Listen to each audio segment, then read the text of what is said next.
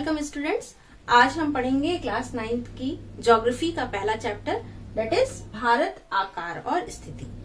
अगर हम भूगोल पढ़ना शुरू करेंगे तो सबसे पहले क्या पढ़ेंगे? भारत के ही बारे में पढ़ेंगे कि भारत के बारे में क्या, भारत क्या है, कैसे भारत हमारा देश, क्या उसकी स्थिति है, क्या उसका ज्योग्राफिकल डायमेंशन है ना, कहाँ पर स्थित है, पूरे विश्व में क्या स्थिति है, कितना क्षेत्रफल है, कितनी लंबाई है, चौड़ाई है, कितने पर्वतीय क्षेत्र हैं, कितने मैदानी क्षेत्र हैं, मतलब ये सारी चीजें। यानी भारत का पहले आप किसी से मिलते हैं तो सबसे पहले क्या देखते हैं? उस व्यक्ति का जिससे भी आप मिलते हो तो सबसे पहले आप क्या देखते हो? उसका फिजिकल अपीयरेंस। फिजिकल अपीयरेंस मतलब क्या?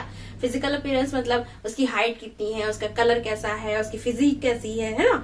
तो वैसे ही जब हम ज्योग्राफी शुरू करेंगे तो सबसे पहले हम अपने भारत के बारे में जानेंगे कि हमारा भारत कहाँ पर स्थित है, पूरे विश्व में इसकी क्या स्थिति है, पूरी पृथ्वी पर वो कौन सी कोने में है, कितनी उसकी लंबाई, कितनी चौड़ाई है, उसे क्या क्या सुविधाएं हैं, उसकी भौगोलिक स्थिति की वजह से वो कैसा लगता है। ठीक है, तो इस तरह से हम यहाँ पर ये पढ़ेंगे।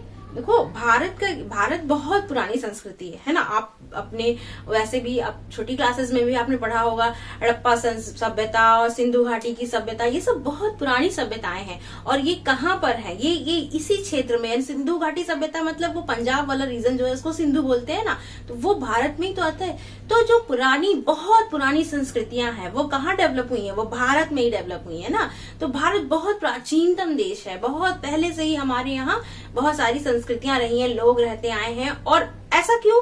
क्योंकि हमारे पास जो है पर्वत है, फिर पर्वत से सदा नीरा नदियां बहती हैं, और संस्कृतियां जो होती है, लोग जो होते हैं, उनकी बेसिक नीड क्या? वाटर है ना। पानी बहुत बड़ी चीज है, पानी सबसे बड़ी जरूरत है हमारी। तो वो पानी की वजह से नदी के किनारे सभ्यताएं विकसित होती थी, क्योंकि वहां पे पानी अवेलेबल था। अब नदी के किनारे सभ्यताएं विकसित होती थी और हमारे यहाँ पानी का बहुत अच्छा सोर्स है ना। पर्वत से जो है ग्लेशियर वगैरह जो पिघलते रहते हैं लगातार, गंगा नदी, यमुना नदी, हमेशा पानी बना रहता है इसमें, है ना। सिंधु में जो नदियां हैं उसमें और ब्रह्मपुत्र है, ये सब इनमें सदा नीरा नदियां हैं, इसमें पूरे साल पानी रहता है। तो इसी वजह से इनके किनारे जो सभ्यताएं हैं वो डेवलप हुई हैं। ठीक है, तो इसका मतलब कहने का कि भारत में जो सभ्यताएं हैं वो दुनिया में सबसे प्राचीन सभ्यताएं डेवलप हुई हैं। तो अब हम ये जानेंगे, भारत जो है आर्थिक रूप से भी, सामाजिक रूप से भी और सांस्कृतिक रूप से भी बहुत पुरानी संस्कृति है ना। यहाँ की संस्कृति बहुत पुरानी है, यहाँ की सभ्यता बहुत पुरानी है, और यहाँ से बाहर के जो अगल बगल के देशों के जो संबंध हैं वो भी बहुत पुराने समय से। ऐसा नहीं है कि अब हमारे पास जो इंटरनेट आ गया है तब हम एक दूसरे से जुड़े हैं, नहीं। भारत जो है पहले से ही एक दूसरे से जुड़े हुए हैं और बगल बगल के देशों से। ये कैसे पता चलता है? ये पता चलता है कि जैसे हमारे यहाँ के जो कॉइन्स हैं, जो चीजें हैं, जो धागे या कपड़े या जो चीजें यहाँ पैदा होती थी, पूर्वी देशों में भी पश्चिमी देशों में भी उनके अवशेष, तो उससे पता चलता है कि यहाँ से चीजें वहां जाती थी। ठीक, तो इस तरह से भारत का इस पूरे संपूर्ण विश्व के इतिहास में बहुत महत्वपूर्ण स्थान रहा है। तो अब हम भारत से शुरू करेंगे। ये इस पे हम पहले क्या देखेंगे कि हमारी पृथ्वी, आपको पता ही है, आपने जूनियर क्लासेस में पढ़ा है कि पृथ्वी कैसी है? गोले नहीं है, वो चपटी है। यानी कि वो आपके दो ध्रुव हैं, साउथ और नॉर्थ पोल, है ना। नॉर्थ यानी उत्तरी और साउथ यानी दक्षिणी। तो उत्तरी और दक्षिणी पोल पे धरती जो है वो थोड़ी सी चिपटी हुई है ना। तो जब चिपटी हुई है तो इसको हम पूरी तरह से गोल तो कहेंगे नहीं, और इसी में थोड़ा सा भूभाग है, बाकी सारा जल है। ठीक है, तो अब इसमें जो पूरा ऐसे ऐसे करके है, पूरा भूभाग है और बाकी, तो इसी में आप इसमें देखो पृथ्वी का, अब ये किस देश की क्या स्थिति है, इसको जानने के लिए इस पृथ्वी पर हमने कुछ पैमाने बनाए हैं। ठीक है, उस पैमाने के आधार पे हम हर देश की पर्टिकुलर एक फिक्स जगह बता पाते हैं। पृथ्वी है हमारी, ये थोड़ा सा चपटी हुई है, पूरी गोलाकार नहीं है। अब इस पृथ्वी को हमने बीच से मान लिया है, एक रेखा है जो पूरी आधा आधा विभाजित करती है उत्तरी गोलार्ध और दक्षिणी गोलार्ध। ठीक है, तो उत्तरी गोलार्ध और दक्षिणी गोलार्ध के बीच में हमने एक काल्पनिक रेखा मान ली है जो डिवाइड करती है। इसको हम बोलते हैं विषुवत रेखा। ठीक है, ये काल्पनिक रेखा है, ऐसा नहीं है कि पृथ्वी पर रेखाएं खींची हुई है, ऐसा नहीं है। ये हमने इसलिए माना है ताकि हम पृथ्वी पे अलग अलग देशों की अलग अलग चीजों की एक फिक्स स्थिति बता सके। उसके लिए हमें कोई पैमाना चाहिए, ठीक है, उसके लिए हमें कोई नाप चाहिए, है ना। और उस नाप को आइडेंटिफाई करने के लिए हमने पूरी पृथ्वी को 2 गोलार्ध में बांट दिया है, ठीक है। ऊपर वाला पोर्शन जो है ये है नॉर्थ यानी कि उत्तरी गोलार्ध और नीचे वाला है दक्षिणी गोलार्ध, ठीक। यहाँ तक बात समझ में आ गई। ये विषुवत रेखा है, ये 0 डिग्री है, ठीक है। अब विषुवत रेखा से इस तरफ और इस तरफ दोनों तरफ हमने जो है अक्षांश, इनको हम बोलते हैं अक्षांश, ठीक है। 1 2 3 4 5 6 करके दोनों तरफ एंगल डिवाइड है ना। अब इसी में 0 डिग्री पर विषुवत रेखा है, वो आपने अक्सर सुना होगा। जो विषुवत रेखा है, भूमध्य रेखा भी इसको बोलते हैं, क्योंकि ये जो है पृथ्वी को 2 गोलार्ध में बांटती है, उत्तरी और दक्षिणी, इसलिए इसको भूमध्य बोलते हैं। ये बिल्कुल बीच में होती है, ये 0 डिग्री होती है।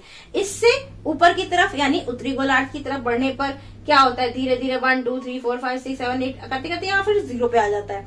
ऐसे ही नीचे की तरफ भी यहाँ साउथ में भी 0 पर आ जाता है। और ये जो इसके समानांतर रेखाएं होती हैं, किसके, भूमध्य रेखा के, विषुवत रेखा के जो समानांतर रेखाएं हैं, पैरेलल रेखाएं हैं, उन्हें हम बोलते हैं अक्षांश, ठीक है। अक्षांश है वो उनका नाम। और इसके पैरेलल भी हम रेखाएं मानते हैं, ये बीच से एक रेखा इसके पैरेलल इस तरह से, इसको हम बोलते हैं देशांतर, ठीक है। अब ये रेखाएं चूंकि पृथ्वी क्या है, ऊपर और नीचे चिपटी हुई है, तो जो देशांतर है वो बीच में आने पर क्या हो गई है, दूर दूर हो गई है एक दूसरे से। और ऊपर जाने के बाद वो क्या हो जाती है, पास पास हो जाती है, दूर दूर।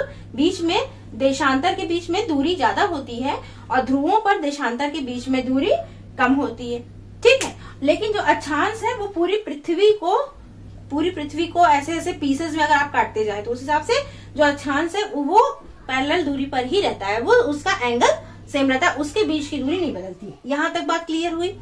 इसी अक्षांश और देशांतर के आधार पर उत्तरी और दक्षिणी गोलार्ध के हिसाब से हम अपने देश की, भारत देश की स्थिति जानेंगे, जो कि हमें इसमें पढ़ना है, ठीक है। तो हमारा जो भारत देश है वो है उत्तरी गोलार्ध में स्थित है, ठीक है। पहली चीज, उत्तरी गोलार्ध का मतलब आप समझ गए ना, जो भूमध्य रेखा है, विषुवत रेखा है, उसके ऊपर साइड में, ठीक है, उसके ऊपर साइड में स्थित है इस नॉर्थ गोलार्ध में। यहां तक बात समझ में आई।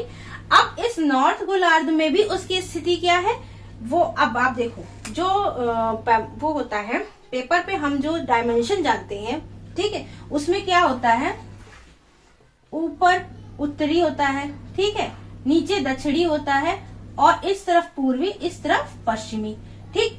अब भारत क्या है, उत्तरी गोलार्ध में, यहां तक आपको समझ में आया, उसमें भी वो पूर्वी साइड है, ठीक है, पूर्वी देश में है ना। पश्चिमी देश आपने सुना ही होगा, पश्चिमी देश, तो पश्चिमी देशों की सभ्यता, पश्चिमी देश बहुत वो है हाई फाई, तो मॉडर्न है वो। क्या पश्चिमी देश मतलब जैसे अमेरिका हो गया, लंदन हो गया, ये जो उस तरफ देश पड़ते हैं वो पश्चिमी है, और हम लोग क्या है, पूर्वी देश है। क्यों कहा जाता है ऐसा, वो हमारी स्थिति के हिसाब से कहा जाता है। हमारी पृथ्वी में जो अक्षांश और देशांतर रेखाओं के हिसाब से जो हमारी स्थिति है हमारी पृथ्वी पर, उसके हिसाब से कहा जाता है कि पूर्वी देश है, ये पश्चिमी देश है, ठीक है। तो भारत जो है वो उत्तरी गोलार्ध में, उत्तरी गोलार्ध तो ये पूरा हाफ है ना, इसमें पूर्वी या पश्चिमी, तो पूर्वी तरफ साइड में स्थित है। अब एग्जैक्टली एंगल देखते हैं, तो उत्तरी गोलार्ध में एग्जैक्टली अक्षांश किस अक्षांश पर स्थित है, अक्षांश जो ऐसे करके है, पैरेलल लाइन है, उसमें 8 डिग्री 4 मिनट उत्तरी से लेकर 8 डिग्री 4 मिनट, यानी 0 से थोड़ा ऊपर जाइए, 8 डिग्री 4 मिनट पड़ेगा, उससे लेके 37 डिग्री 6 मिनट। जो ऐसे ये गोल है, ये तो आप जानते होंगे, इसे डिग्री बोलते हैं, और ये सीधी लाइन रहती है, इसे मिनट बोलते हैं, ठीक। तो 8 डिग्री 4 मिनट उत्तरी से लेके 8 डिग्री 4 मिनट उत्तरी से लेके 37 डिग्री 6 मिनट उत्तरी तक, ये इसकी अक्षांश पे स्थिति है, यानी जो पैरेलल लाइंस है उस पे स्थिति इसकी ये है।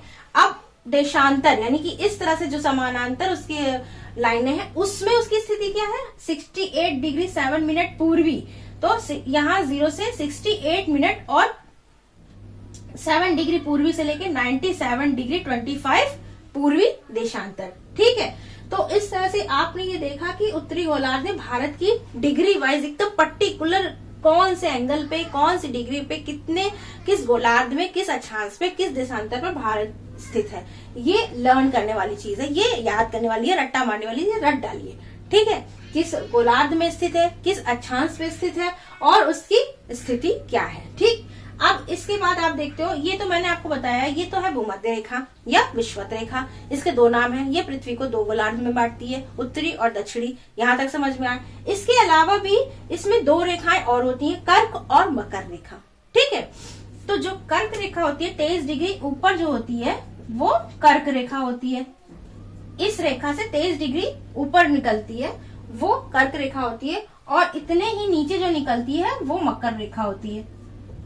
ठीक है, तो जो 23 डिग्री ऊपर से रेखा जा रही है वो भारत को दो भागों में डिवाइड करती हुई जाती है, क्योंकि भारत की स्थिति क्या है 8 से 37 और इसके बीच में 23 लगभग, वो भारत को बिल्कुल 20 से डिवाइड करती हुई जाती है। वो हमारे प्रयागराज से भी होती हुई गुजरती है। ठीक है, तो ये कर्क रेखा जो है वो 23 डिग्री 30 मिनट उत्तर में देश को दो बराबर भागों में बांटती है। किस देश को? हमारे भारत देश को। कौन सी रेखा दो बराबर भागों में बांटती है? कर्क रेखा। और ये कितने एंगल से जाती है? 23 डिग्री 30 मिनट उत्तर से। ठीक है, उत्तर में। और दक्षिण में जो 23 डिग्री पे जाती है वो होती है मकर रेखा, उसका नाम है मकर रेखा।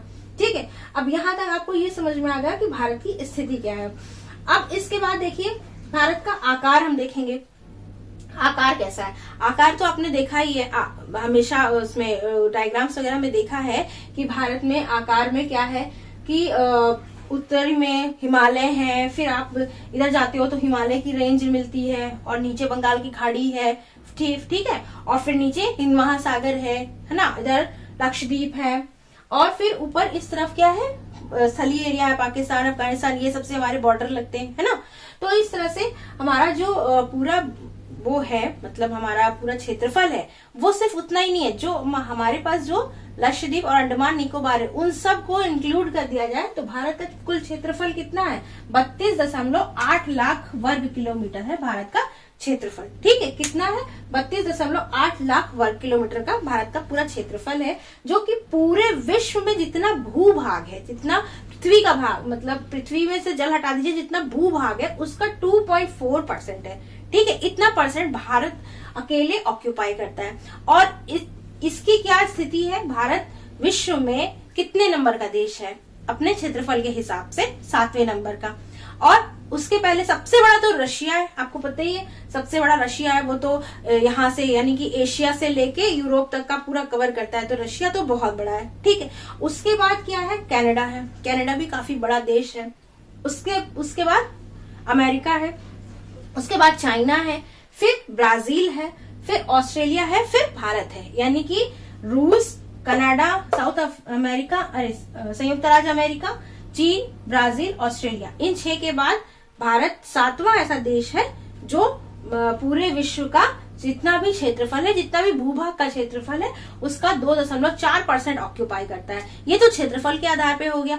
और जनसंख्या के आधार पे तो आप जानते हैं इस समय भारत नंबर 1 पे चल रहा है ना।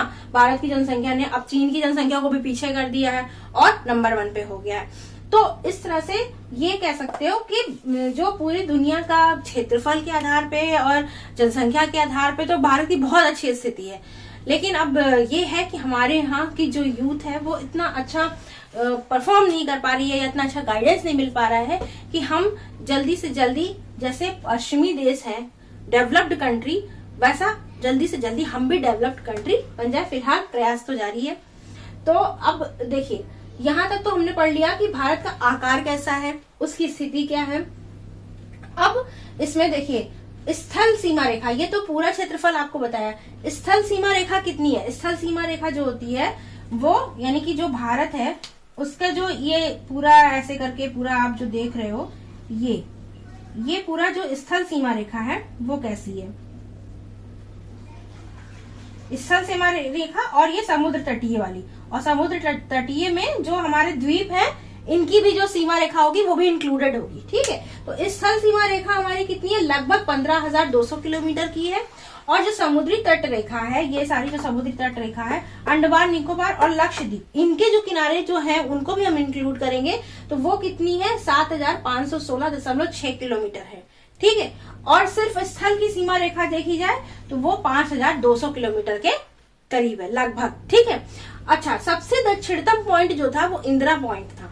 इसके बाद मैं था इसलिए बोल रही हूँ, अभी भी है, लेकिन जब सुनामी आई थी 2004 में तो वो जो स्थल पार्ट है वो डूब गया, इसलिए। नहीं तो सबसे दक्षिणतम पार्ट जो था वो भारत का वो इंदिरा पॉइंट कहलाता था। ठीक है। अब इसमें हमने यहाँ तक तो देख लिया। अब इसका जो एशिया महाद्वीप का दक्षिणी विस्तार कहा जाता है, किसको? भारत को कहा जाता है। क्यों? एशिया महाद्वीप का दक्षिणी विस्तार, जो एशिया महाद्वीप है उसका जो दक्षिणी विस्तार है वो भारत के। अब भारत में आप देखिए, भारत के नक्शे में आप देखिए तो ये जो कॉनिकल है, जो इसका दक्षिणी भाग है, ये कॉनिकल है, इसके नीचे क्या है? हिंद महासागर है। और जितनी सीमा रेखा इसकी हिंद महासागर से लगती है, तटीय रेखा जो हिंद महासागर से लगती है, वो अगल बगल किसी भी देश से नहीं लगती है ना। और इतनी अच्छा ये कवर करता है एरिया हिंद महासागर का, इस वजह से पूरे के पूरे एक सागर का नाम ही हिंदुस्तान के नाम पे रखा गया, हिंद महासागर। ठीक है। इसलिए क्योंकि इसकी तटीय जो स्थिति है इसकी वजह से, ठीक है, इसकी कवरेज की वजह से। और जो भारत है वो पूर्वी और पश्चिमी दोनों देशों के बीच में कनेक्टिविटी बैठाता है ना। इसका इतना अच्छा तटीय एरिया है कि वो पूर्वी देशों से पश्चिमी देशों के बीच में, ये जो हिंद महासागर की वजह से यहाँ से जो व्यापार करना हो या आना जाना हो, आवागमन हो, इसकी वजह से जो यूरोपीय देश हैं और जो पूर्वी एशियाई देश हैं उनके बीच में बहुत अच्छी कनेक्टिविटी बनती है इस हिंद महासागर की वजह से। ठीक है। अब ये जो इसका जो वैसा भाग है आप देख रहे हो, तटीय भाग है, इसमें जो दक्षिण का भाग है, इसमें जो उत्तर का भाग है ये तो चौड़ा है, और जैसे जैसे आप नीचे जाते हो वो कॉनिकल होता चला जाता है। हाँ, और इधर कई ऐसे देश हैं जिनसे जुड़ा हुआ है, मन्नार की खाड़ी से, श्रीलंका से जुड़ा हुआ है। और ऊपर आप देख रहे हो जो नॉर्थ साइड है वहां पर क्या है? पर्वत श्रृंखलाएं हैं। फिर आप इधर आते जाइए, किधर? पूर्व में, उत्तर के पूर्व में आते जाइए तो पर्वत श्रृंखलाएं आती जाती हैं, और फिर बंगाल की खाड़ी आ जाती है ना।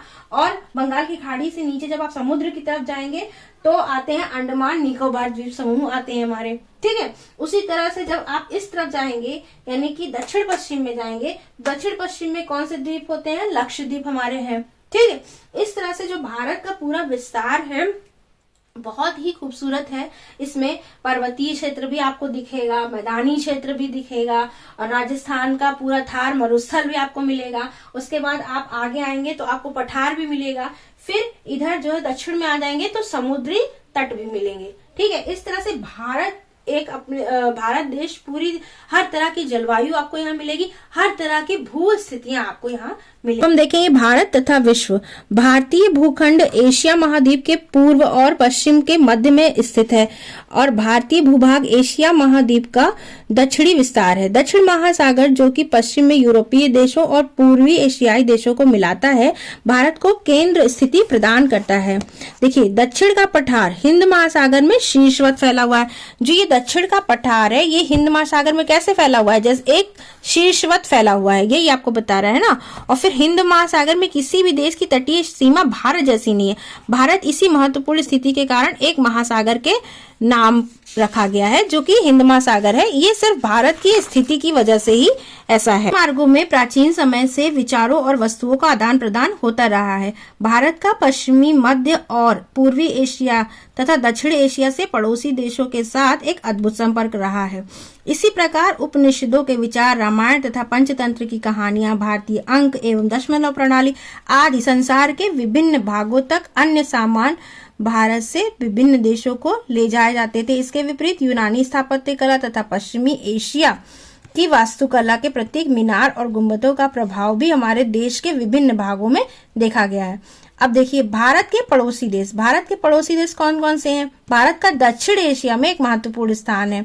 भारत में 28 राज्य और 8 केंद्र शासित देश हैं। भारत की भूमि की सीमा है उत्तर पश्चिम में पाकिस्तान। अब देखो, उत्तर पश्चिम है, इधर मैंने बताया उत्तर है और इधर पश्चिम होता है ना, उत्तर दक्षिण पूर्व पश्चिम। उत्तर और पश्चिम में कौन से देश हैं? पाकिस्तान है, और थोड़ी सी अफगानिस्तान के साथ यहाँ लगती है, देखिए। ठीक है। अब इस तरफ यानी पूर्वी तरफ ये किससे लगती है? उत्तर पूर्व में चीन, नेपाल, तिब्बत है ना, इन सबसे लगती है, और इधर म्यांमार से, इधर बांग्लादेश से। तो इस तरह से हमारे पड़ोसी देश, यहाँ देखिए श्रीलंका है, ये हमारे साउथ में। ठीक है। तो वही यहाँ बता रहे हैं कि भारत की उत्तर में चीन, तिब्बत, नेपाल, भूटान के साथ तथा पूर्व में म्यांमार और बांग्लादेश के साथ लगती हैं। दक्षिण में समुद्र पार हमारे पड़ोसी 2 द्वीप समूह राष्ट्र श्रीलंका और मालदीव हैं। भारत और श्रीलंका के बीच में छोटा समुद्री रास्ता पाक जलसंधि तथा मन्नार की खाड़ी है। मालदीव लक्षद्वीप समूह के दक्षिण में स्थित है। तो इस तरह से आपने देखा कि भारत की जो संस्कृति है वो बहुत पुरानी है। ठीक है, भारत का दूसरे देशों के साथ व्यापार और सांस्कृतिक लेन देन ये सब भी बहुत पुराना है। इन सब का पता कैसे चलता है? जैसे कि हमारे यहाँ की मीनारें हैं, स्थापत्य कला है, इन सब के प्रमाण ये कुछ यूनानी से प्रभावित हैं, कुछ पश्चिमी देशों, वैसी ही कुछ मिस्र से प्रभावित, मिस्र में कुछ हमारे यहाँ जैसी ही चीजें वहां हैं। जो हमारे यहाँ का साहित्य है, जो उपनिषद है, वेद है, उनमें कुछ चीजें ऐसी लिखी हैं कि सेम उससे मिलती जुलती कुछ कहानियां हमें वहां से भी मिल जाती है, मिस्र से, यूनान से। तो इससे लगता है कि हमारे उनके बीच में कुछ कनेक्टिविटी थी। जो हमारे यहाँ चीजें होती हैं, मसाले होते हैं या जो जड़ी बूटियां होती हैं, जो चीजें होती हैं, उनके अवशेष वहां मिलते हैं। कपड़े हैं, सूत है, तो कॉटन है, इन सब का वहां की चीजों के यहाँ प्रमाण मिलते हैं। वहां की स्थापत्य कला के जैसे, अब इतनी दूर वो वहां पर है, सैकड़ों किलोमीटर दूर है, और उनके जैसे ही हमने यहाँ मीनारें बना रखी हैं, गुम्बद बना रखे हैं। तो कैसे हमें पता है कि ऐसे ऐसे बनना चाहिए, सेम टू सेम? तो जाहिर सी बात है वहां से कोई यहाँ आया होगा, यहाँ वो रहता होगा, तो उसने हमारे साथ अपनी चीजें शेयर की होंगी। हमारे यहाँ से कोई वहां गया होगा तो उन्हें पसंद आया होगा तो उन्होंने शेयर की होंगी। उस तरह से उन्होंने अपनी स्थापत्य कला को डेवलप किया। एक दूसरे देशों में, पहले एक देश से दूसरे देश या एक स्थान से दूसरे स्थान जाने का पहला मकसद यही होता था, व्यापार। ठीक है, तो व्यापार के लिए ही लोग जाते थे। लेकिन अब जब एक जगह से दूसरी जगह लोग जाते हैं, वहां कुछ दिन रहते हैं, आप भी एक दूसरे से मिलते हो, कोई दूसरे जिले से आया है तो उसकी भाषा, उसका कल्चर, ये सब चीजें प्रभावित करती हैं एक दूसरे को ना, एक दूसरे से सीखने लगते हैं। वैसे ही लोग यहाँ से जब एक जगह से दूसरी संस्कृति में जाते थे तो सांस्कृतिक आदान प्रदान भी होता था। तो उसके भी जो सबूत मिलते हैं उससे पता चलता है कि भारत का कनेक्टिविटी दूसरे देशों से, दूसरी संस्कृतियों से भी था। ठीक है, अब इसके साथ ही आप देख रहे हो कि भारत की आपने स्थिति देख ली किस गोलार्ध में है, आपने ये देख लिया कि उसका डायमेंशन क्या है, कितने अक्षांश पर है, कितने देशांतर पर है, और क्या उसका क्षेत्रफल है, और उसकी पूरे विश्व में उसकी क्या स्थिति है। इसके साथ ही आपने देखा कि वो कैसा दिखता है, भारत कैसा दिखता है। भारत के उत्तर में क्या है, उत्तर में पर्वतीय क्षेत्र है, फिर उसके बाद आप नीचे आते जाइए, बंगाल की खाड़ी आ जाएगी। उसके बाद आप वहां किन किन देशों से आप जुड़े हुए हैं, पूर्व में आपको मिल रहा है बांग्लादेश, मिल रहा है म्यांमार, मिल रहा है बंगाल की खाड़ी के बाद। फिर आप नीचे आ रहे हो, महासागर में आ रहे हो, तो वहां पर भी हमारे द्वीप समूह है। ठीक है, अंडमान निकोबार द्वीप समूह है, और वहां हमारा मालदीव हमारा पड़ोसी देश है, श्रीलंका हमारा पड़ोसी देश है, जो कि मन्नार की खाड़ी से जुड़ा हुआ, पाक जल संधि से जुड़े हुए हैं। ठीक है, अब हम अगर इधर आते हैं, किधर, पूर्व की बजाय पश्चिम में आते हैं, तो पश्चिम, दक्षिण पश्चिम में यानी सागर में हमारे पास द्वीप समूह कौन है? लक्षद्वीप है। ठीक है, उसके बाद हम ऊपर जाते हैं, समुद्री किनारा खत्म होता है, धरातल पे जाते हैं, तो हमारे पड़ोसी देश कौन है? पाकिस्तान है। थोड़ी सी सीमा रेखा हमारी अफगानिस्तान के साथ लगती है, उधर चाइना के साथ लगती है नॉर्थ में। ठीक है, और नॉर्थ ईस्ट में जाते हैं तो नेपाल है, म्यांमार है, और इस तरह से तिब्बत है, भूटान है। तो इस तरह से हमारे पड़ोसी देशों के बारे में आपने जाना। ठीक, कुल मिला के भारत की भौगोलिक स्थिति, भारत की राजनीतिक स्थिति, भारत का जो समुद्री किनारा है वो इतना अच्छा तरीके से, डोमिनेटिंग तरीके से फैला हुआ है। ईश्वर ने ऐसी स्थिति बनाई है कि ऐसी समुद्री किनारा किसी भी देश का नहीं है। इस वजह से एक पूरे महासागर का नाम ही हिंद के ऊपर पड़ा हुआ है, हिंद महासागर। तो इस तरह से आपने भारत की भौगोलिक और राजनीतिक स्थिति देखी, उसका आकार देखा। ठीक है, ओके स्टूडेंट।